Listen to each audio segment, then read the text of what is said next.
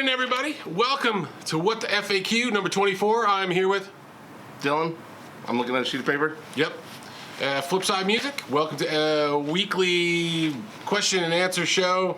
You ask a question, we give you an answer of some sort. Yeah. Sometimes we ask you questions. Yeah. It's very interactive. Yeah. It's very special. Yeah. It's like a week delay time, but yeah, it takes patience, man. We're trying to teach. No, I'm not. I wasn't saying this. A little at a time. It wasn't a bad thing. All right. Well, let's jump right in because we're, as always, kind of running late, getting things done. Yeah. So we only got a few questions anyway. So number one comes from our preferred Canadian YouTuber, Mr. Coombs. Benneth Coombs-ish. Benneth Coombs.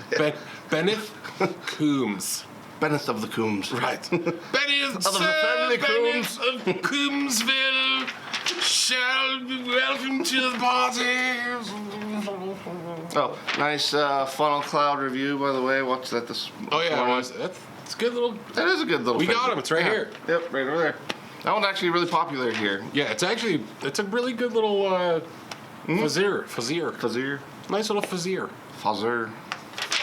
All right. So Ben Coombs asks a pressing question: what are Dylan's top 3 auto-wahs? Because I know that this is like, because he's a Really getting to Yes, the heart he's- and soul of things. Yeah. his core. essence of Dylan. Yeah. Auto-wah. What are you? Wah. What are you? Can you? Actually, would be an Ottawa voice. Yeah. We're gonna try What are you asking? You know what that is? that. Sounds like something like a fish. That's like how a fish would talk, like it's trying to go terrible. bare in between. All right. All right, so what are your favorite auto-wahs? I'm glad this wasn't directed towards me because Yeah, I was gonna say. Oddly enough, I actually really like, and we just got a used one. The Henrietta Green Zapper.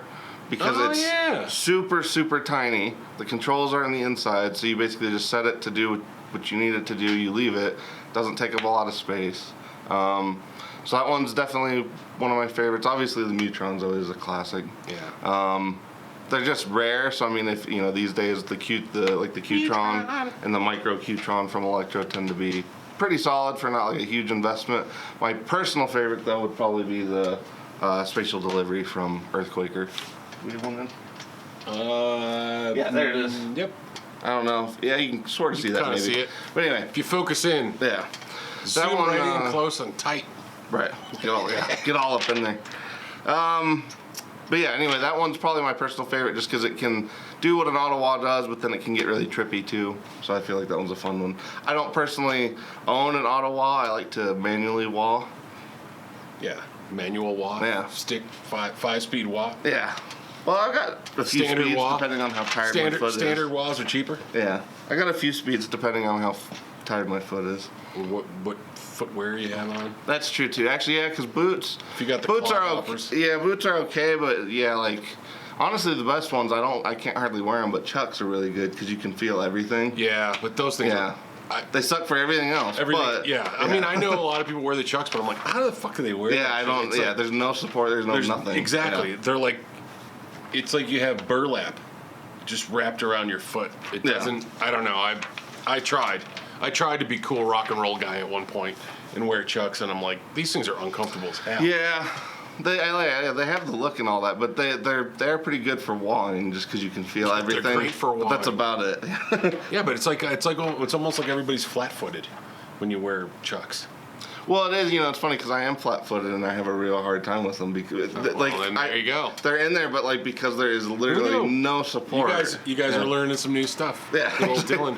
Good old flat-foot Dylan over here. Yeah, yeah. I'm so flat-footed that if the Earth wasn't there, it would just keep going. There you go. You learn something new every day, folks. Yeah. All right. So moving on. You go next. All right, Metalhead Hippie. Metalhead which I Hippie, think, what's I owe him a Doomboard challenge thing Yes, that I you still do. got to finish. All right, he says, in today's day and age, with all the new options and technology out there, for beginners, what setup would you recommend for if you've never played guitar before? Before crowd. Before Never a crowd. Played guitar Yeah. before crowd. Okay. Break it down by age groups, say 12 to 18, 18 to 25, 25 and up. guitar, amps, pedals, multi-effects, processors, and so on. So basically a complete rig for each age group. Oh. I'd like to start. Yeah, well, I was going to say there's one. Interested in this question. No, yeah. I'd like to start with this. Okay, yeah. Okay, so here's the thing. So I know we're talking about breaking it down into age groups, but I would kind of not, because I think a starter is a starter. A beginner is a beginner. Well, and you don't know what you want to play if you haven't played it. Right. And so whether you're 12 or whether you're 40, and if you're just getting started in playing guitar, like I don't think it makes a difference. Like I don't think you have to worry about age group wise. Now the difference would be probably in age group stuff is probably budget. But even still, I think you should, if you're just getting into guitar and you want to play electric guitar, setting a decent budget of. Well, it's a different world right now, but even if you can, I feel like the families that come in with a realistic budget usually leave with similar Very things, happy. And they leave happy, yeah. Yeah, and I think if you start with, so here's my thought. I say if you have a budget of about, we could work with the budgets, all sorts of them, because you could buy really inexpensive starter amp for $100 or $130, $140. You can get one of the Fender Mustang ones. They're $140 now. Yeah. That's a great place to start because you don't know any better. Blues Cube or something like 149 or around there. Yeah, something like that. So you could start with something that has some effects and different types of things. That was one piece I was going to add, yeah. Yeah, and so if you're going to, this is what I would do if you were going to start with a real tight budget. Budget for anybody that would start. I would go Mustang 1 in a Squier Standard, which is $279 or somewhere around there. They were $250, but I think they went up a little. Well, even that, or even the $229 Jazz Affinity. Masters and the Affinities and stuff. Yeah. A well set up Affinity will be a good guitar that you could really learn on. Yeah, key phrase being well set up. Yeah, you got to set them up. You put a little bit of work into them, and they're not bad. Just people don't usually give them the work that they should. Well, yeah, you got to kind of get them. You got to polish them up a little bit and make them, make the adjustments. Right. Whereas sometimes the big box stores don't quite do that. We sell a pretty solid amount of the Affinity stuff because we set everything up. We take care of the fret ends. We make sure everything plays right. It stays in tune. We do the well, and somebody who do. has a budget of, let's say $500 for an amp and a guitar total, they might edge towards that so that they could get a little bit more on the amp. So right. So you could do a Boss Katana 50 at $230 plus a Squier Affinity at $200 or $230. Right, and you're right around, after taxes, you're right around that budget mark. Yeah, you're right around $5. Now, and that is a pretty giggable setup. Just that is a pretty giggable setup. Just that guitar, specific guitar with the Boss Katana. You could probably, the Mustang, I see, for beginner, I would say, it would the Katana be more would if you're just going to stay and use it for practice and stay home. I would if you have no intention of playing out or playing with people. Right. Yeah. I would say stay with the Mustang 1 because that way you could just stay home, twiddle a bunch of knobs, enjoy, and learn about different effects that are on the amp, different sounds. Right. But if you wanted to, if your intention is to play and learn and then maybe play with some folks that already play, there's a lot of, I want to learn how to play because my buddy plays or whatever. The Katana 50 is perfect for that. Yeah, Katana 50 is great because it's more than enough amp to get the job done, plus you have access to all the pedals. So having the technology, kind of going back to the original question, going back in, having the technology, we can go in and mess around with all that stuff. Also, now you have that investment of being able to play with all that cool stuff. Well, that without would be, actually having to go get any other external things. Well, that would be a huge point that I think we use to try to help, because usually with practice amps, there's practice amps and then there's the Boss Katana. At this point, I feel like there's all the ones below that and then there's the Boss Katana. The Katana though is so handy because you can tell people if you don't even know what effects what they are, let alone the vocabulary. You can go through them and you can find what you like before you start getting into buying individual pedals. And they're good sounding effects that are in there that you can tweak. Then you can expand on. You can tweak, and then if you want to go, into, hey, I like the way this brown sound is on the Katana. What does that for real? Like, Yeah. what is Then that based you're off of? narrowing down like what your taste to then pursue later to go into more specified gear. Right, and I think that would apply for anybody across the board, any age range. Yeah, that's what I was gonna say. Because vocabulary is not like nobody's born knowing any of this stuff in terms of the terminology or what a flanger is, what phasers are, what chorus is. Flanger, Wampler, the Wampler flanger. the Wampler flanger, and the chorus. The chorus. Oh, I love the chorus, man. You're not telling what the Lord's chorus. Also, I mean, some used stuff is good too. So if you go to your That's local true. shop and you look at some used gear, you could find a decent. Especially if they'll used- kind of help you out and go through it with you a bit. Yeah. Because I mean, I wouldn't necessarily buy used if you're a beginner and you don't know what you're looking at yet. Right. So I would either take like a buddy that does play, or hopefully you have a shop where people will be just kind of relaxed and take their time with you. Because I mean, we do that quite a bit here, and Yeah. a lot of people. Pretty often. Yeah, and when a lot of people see the new one and then they see a used one that's really not that used. A lot of times they're like, well, I'm not this far in. I might as well just go with the used one and save a little bit of money for now. Or it's close enough. An extra $75, and you're going for that goes to the. Or even getting law a better diminishing product return with, thing. yeah. Like an extra $75, you can buy this used one that puts you 2 levels higher than what you may be able to Right, go 'cause with it's the not new one. priced at the new, So yeah. it all kind of depends. Yeah. I'd say I think that's pretty. Yeah, and I would Pretty say, comprehensive you could break this down for age group. I mean, but at the same time, like something like the Katana, I feel like is pretty perfect regardless of age because it has the It's half got watt. everything in it. Well, it's got everything in it. It has the half watt setting, so you can keep it really low for like taking lessons or practicing with somebody. Headphone jack, which is awesome. So like for kids at home still, you couldn't ask for a better amp just because you can still use it to play with people, but you can also use it right in your room with headphones and you're good to go. And it actually sounds really good. I actually really like using it with headphones. So No, that's a great. yeah. I mean, it's a great little idea. different, but it really, like if you want to get clean, playing with headphones is pretty, because you can't hear any excess. Bullshit. Yeah, you're just hearing you, and it ends up. That's a technical term. Yeah, exactly. Used in the industry. Yes. All right, I'd say we go with that. Yeah. That's Yeah, it. That was a good question. Thanks. That was Yeah. Next question, Walking Dead. So I have a what would you do question. A buddy of mine came across a 78 Iceman PS10 a couple of months ago on eBay and sent me the link. It was in great condition with the original case for under $900. My question is, would you have bought it out from under him, or do you do the bro thing and let him go with it? He was flip-flopping about getting it at the time. Okay, so basically the you're asking, like, you found a guitar and you're like, fuck man, I'll take that shit, right? Yeah. But and your buddy's with And your waffling on it. your buddy's kind of here's the thing. I would just be upfront with my buddy and go, hey dude, if you're not gonna buy that shit, I'm gonna.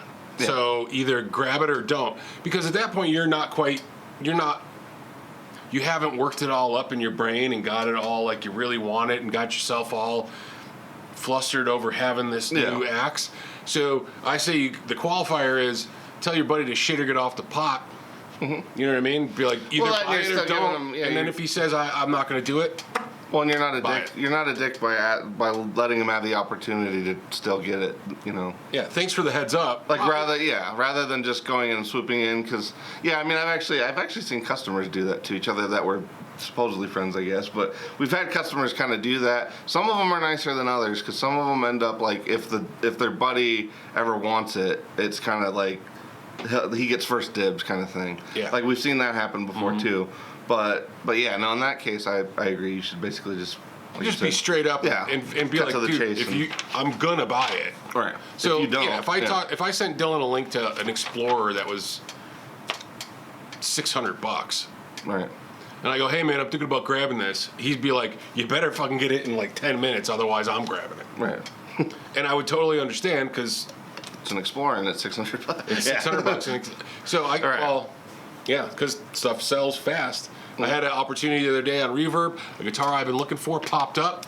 Boom! You get the email. I jump over to Reverb. I put it in the cart. I look at it. I'm like, I think I'm going to do it. All of a sudden, we got a wave of people that came in the store. Oh, it was gone by yeah. And by the time I remember to go back in, it was sold. Yeah. It sucked. Yeah. And that was a good suck. price for that damn thing, too. Rats! And they never come in. They never come in the store. No, they don't. Hopefully one will. Okay, so that's the answer on that. I would just be up straight up. Yeah. Tell them shit or Give get them off one the more pot. shot, and yeah. Yeah, otherwise you're gonna grab It's it. fair game. Mm-hmm. Well, especially if you have the dough of it. Like if if you don't even know if he has the means at that point, then at least you're doing the courtesy of giving him one more chance, and then then it's just fair. And plus, if it's like I said, if it's at the right price on something like Reverb, Right. you can whiff waffle. Well, that's true, too. You can whiff Whiff waffle. waffle. You can whiff You waffle. can whiff waffle if you want to. If you ain't no bread behind, if you don't dance, if you don't whiff waffle. behind. So yeah, it's gonna be gone because if you don't buy it, somebody else is gonna buy it. That is true. Or just buy it and tell them, hey, look what I scored. Right. Is that the one? No. No, this is a different one. This is a buddy of mine down at the place. Went to a different school. Yeah, the guy, he had a thing, and then I was at the place, and I bought it from the guy. It's all good. Yeah. All right, so next question is from Cullen James. Cullen asks, do you guys have an ETA on the Revv G20s? I don't have a specific ETA, but I did talk to Derek the other day, and he said that they will be shipping out to us within the next couple weeks.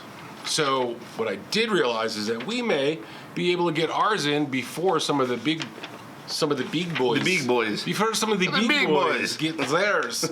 And that's because as soon as it was announced, I put an order in. Like a Jamaican Frenchman. Yes. Yes. Go to the beach, man. Okay. Well, it was like when we were trying to do the French Canadian thing the other day. Oh, that was tragic. Yeah, that was it. Oh, shit. Yeah. All right. So, let's see. Where'd we leave off? Great Vanzini. The Great Vanzini. Hey, dude, thanks for the question, man. Says if you get more reverends in, feel free to do a show and tell. Good FAQ. Thanks, man. Much appreciated. I'll grab one. We appreciate you watching. And yes, we will do some more Reverend videos. You will start to see more videos coming up here soon enough. We've got a whole thing going on. I know I've been saying that for like a year and a half, but I swear it's happening this year. And then that is a double agent OG in Silver Freeze. Metallic. Mr. Freeze. Silver Freeze. It's pretty awesome. That is actually pretty sweet. It's like a blue silver. It's pretty killer. It is pretty cool. Yeah, it's hard to, I mean, it kind of looks right in the camera, but yeah, in person, like, this thing's cool. Yeah, it's pretty sweet. Yeah. We got a bunch of new Revvers. We actually got the new Contender 290. Came in too. It's over there. It's over yonder. Do you want to grab that one too? No. Okay. No, because we got to probably wrap this thing up a little bit. We're getting close and, we're getting close. Yeah, we're getting close. Yeah! Yeah, so check it out. We'll have more Reverend stuff coming up. We got a whole bunch of other cool stuff that's been coming in too. We're just trying to get our shite together. We are, yeah, and Metalhead Hippie, yeah, I am not great with the camera stuff here, and I haven't worked with MJ a ton lately, so I've kind of been postponing that, but I need to just do it myself, I think, and do it. Because actually, I already have the pedals picked out. I was kind of hoping a certain one would come in on the used side, just so I could tie the whole trio together, but... Was it the rug? Yeah. The rug pedal? Yeah. So it ties it all together. The Lebowski and rug. Oh, my Snouse pedal's coming in. Oh, yeah, cool. Very cool. Local builder. Just got my turn. So your time in the queue is up? Yeah, my time in the queue. All right. All right.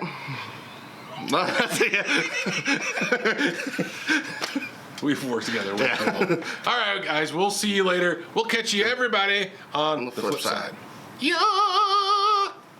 Reverend.